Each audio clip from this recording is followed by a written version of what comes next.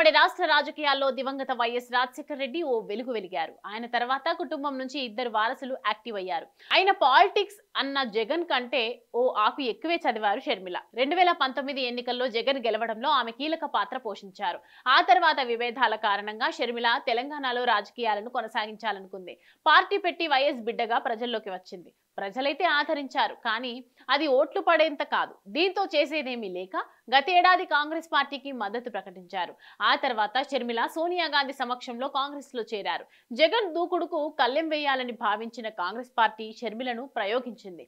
AP Congress పగ్గాలు అప్పగించింది. కాంగ్రెస్ పార్టీలో ఉన్న పరిమితమైన సీనియర్ నాయకులు ఆమె రాకను ఆహ్వానించారు.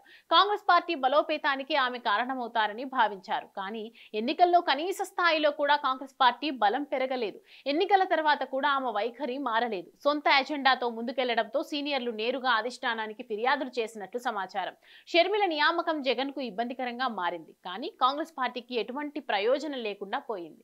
గతంలో ఏపీలో కాంగ్రెస్ పార్టీకి ఎనలేని ఆదరణ ఉండేది. రాజశేఖర రెడ్డి మరణం, రాష్ట్ర విభజన, వైసీపీ ఆవిర్భావంతో కాంగ్రెస్ పార్టీ ప్రజల్లో పలుచనైపోయింది. పార్టీ నుంచి గుంపగుత్తిగా నేతలు వైసీపీలో చేరిపోయారు. కాంగ్రెస్ ఓట్ బ్యాంక్ సైతం వైసీపీ వైపు టర్న్ అయింది.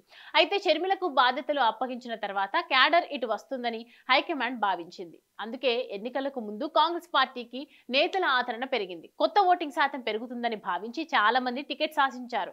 ఎన్నికల్లో పోటీ చేశారు, కానీ ఒక్కరంటే ఒక్కరు కూడా డిపాజిట్ దక్కించుకోలేదు. కడప పార్లమెంట్ స్థానం నుంచి పోటీ చేసిన షర్మిల 3వ స్థానానికి పరిమితమయ్యారు. అయితే కాంగ్రెస్ అసలు లక్ష్యం నెరవేరింది. ఏపీలో తనను దారుణంగా దెబ్బతీసిన జగన్ అధికారానికి దూరం కావడం ఆ పార్టీకి ఉపశమనం కలిగించే విషయం. ఈ విషయంలో షర్మిలకు మంచి మార్క్స్ పడ్డాయి. జగన్ దారుణ పరాజయం వెనుక షర్మిల ఉన్నారన్నది ఒక ప్రధాన విశ్లేషణ. అయితే ఇప్పుడు ఎన్నికలు ముగిసి దాదాపు 6 నెలలు అవుతోంది.